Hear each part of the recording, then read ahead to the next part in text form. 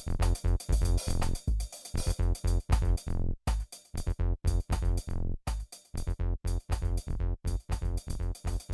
guys, what's going on? Another episode of Tails and Chasers. Since it's raining out, we can't hit a creek or a lake or a river or Lake Ontario today because it's just another huge giant storm with tremendous amount of rainfall. We're kind of stuck at home, which is fine with me. Well, not fine, but make do with it. Time flies. Such my desk is a mess, which is the first time you'll probably see it like a mess. Like it's bad, like so bad, like it's a mess. But it's that time of year. It's steelhead, fly tines kind of getting done with. Then I'm getting ready for musky flies, bass flies, carp flies as well. So like I'm tying all kinds of flies all at once. So it's kind of a bit much. Let me fix this. It's a good time of year for an angler, but as a fly tyer and trying to get all the flies done for certain things and certain people and everything else, it's hard because everything's starting to open up in Ontario now. This is Wednesday. You're watching this. Happy Walleye Wednesday. So for those who don't know, this walleye opens in the second Saturday in May, which is also Mother's Day weekend. So, and then in some areas it opens up a week earlier, which will be this weekend coming up. So I figured I'd do this Walleye Wednesday now to discuss what lures or flies, I use during my when chasing walleye. And for those who don't know, I love chasing walleye. I caught a lot of walleye on the fly. I actually hold the Ontario record for walleye on the fly, which is a 30-incher back in 2014. So I know a little bit about walleye. I've been fishing walleye my whole life. Now I just doing it with the fly rod. Trying to find them in certain spots was tough, but fish is fish. Once you know how to fish for like find them, you're okay with that. As far as rods and reels go for walleye, a 6-weight or a 7-weight is kind of go to. Large arbor and 2 lines, a floating line and a sinking line. I like the sinking line for if the fish are deep. You can do it 2 ways. You can basically have a fly tied hook point up and drag the bottom, or you can have a fly that's really floating and have it come up off the bottom. So basically like a Lindy rig. Similar to idea as basically you guys fishing deep. And the floating line, basically I use it for subsurface, middle of the water, also for if you're in shallow water, you're using a clouser and you're ripping through weeds. A floating line gets through the weeds, sits on top, and the fly sinks, and you can rip it up. Basically, like snap jigging a regular, like regular fishing, basically, but with a fly. So let's talk flies first. So flies are like crazy for walleye, but it's not that complicated. I break it down to a few things. So let's go leeches first, okay? It'll be like love them or hate them. Don't worry about her. I tie them in black, and my other go-to color would be purple. So those would probably be my go-to ones. White works really well as well, but my go-to for this particular fly would be the black and purple. And also my little blood leech that I use for carp, you see me tie before, I still have me carp, is also an excellent walleye fly, believe it or not. I caught a lot of walleye, especially this spring of the year. The water's cold. This year it looks like it's gonna be it's a late spring. It's gonna be rough. And the other 2 flies, leeches that I use, will be the leeches that I tied also on carp.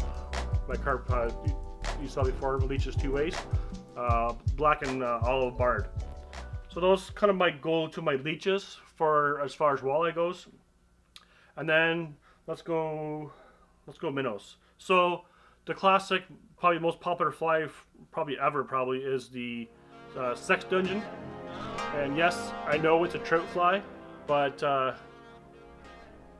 it works awesome, believe it or not, for walleye.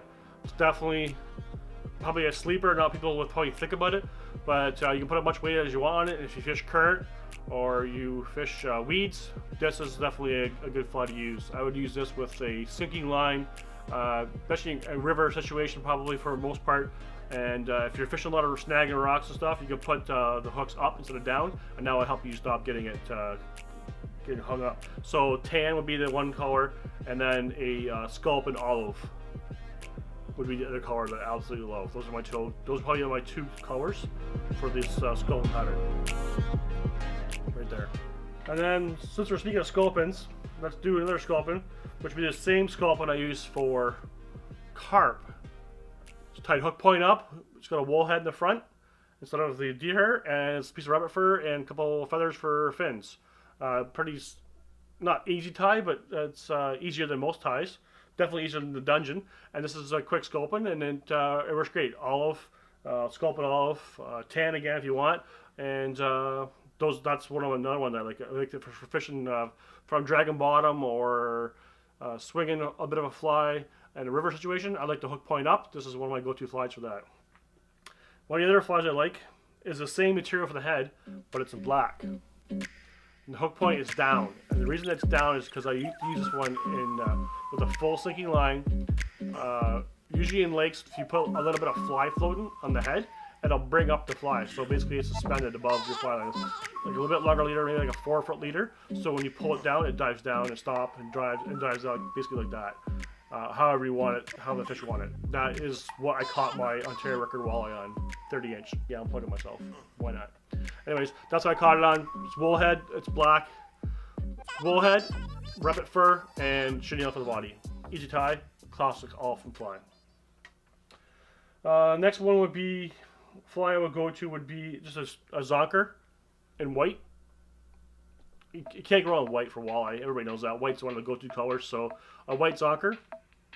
And also my other favorite would be a yellow zonker with some UV body material and some rubber legs with bar on it, just to make it fancy, mix it a bit, make it look better.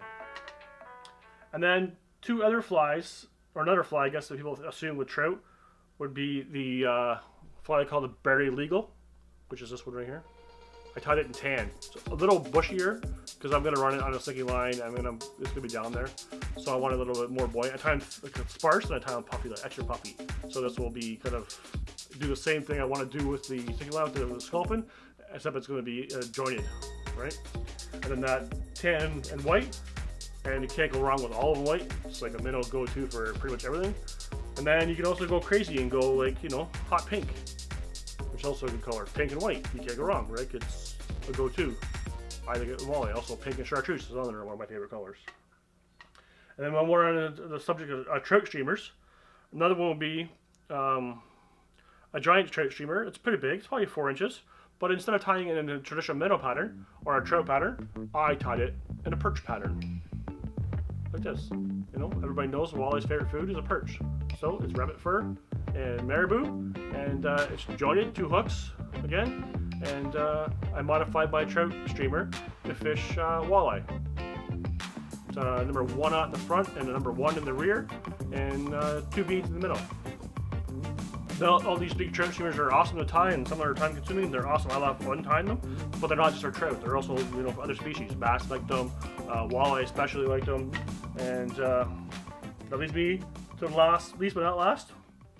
You cannot have a walleye box without a cluster minnow. Like this was tan and white. A few pings of hackle feather in there to make it bar it up a little bit.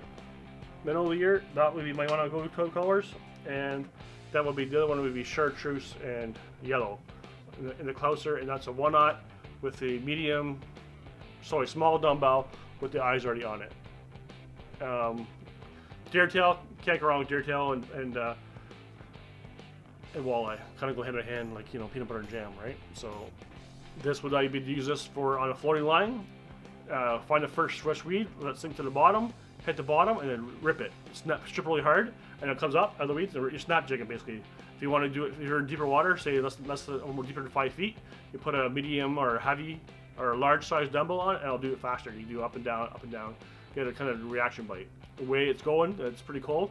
The fish are probably gonna be buried in the weeds or in deep water. Usually the first drop off ish, depending on how the weather is gonna be, that's where the fish would be. Like everything else, once you find where the fish are, you just gotta figure what they're eating, right? Kind of match the hatch. And like I said, 6 weight, 7 weight is probably ideal. A floating line, a sinking line. And if you want a rocky intermediate, sometimes that helps. And also those guys that have switch rods, don't forget, switch rod makes an awesome walleye rod because the tip is huge. You can already cast these big streamers and the shooting head part, and you're already running the sinking tips anyways. So basically you're trout fishing for walleye. But if you have no room and you're fishing tight quarters, a switch rod is definitely the bet. I usually bring my 7 weight and my 7 weight switch rod, and that's pretty much my 2 rods I use for walleye. I'll put 2 different flies on it, find out what's going on, and go from there. So, happy Walleye Wednesday. Hope you enjoy this video. Hope you catch some walleye. And if you decide to try some of these flies for the first time, send me a message. And if you want some walleye flies, look me up at intelligentchasers.com. Hope you enjoyed this video. If you did, hit the like button. If you enjoyed this video a lot, hit the subscribe button. We got more on the way. Hopefully, before the rain comes, like it's raining again. It's more rain and more rain. Anyways, I'm Intelligent Chasers. Thank you so much for watching. I'm out.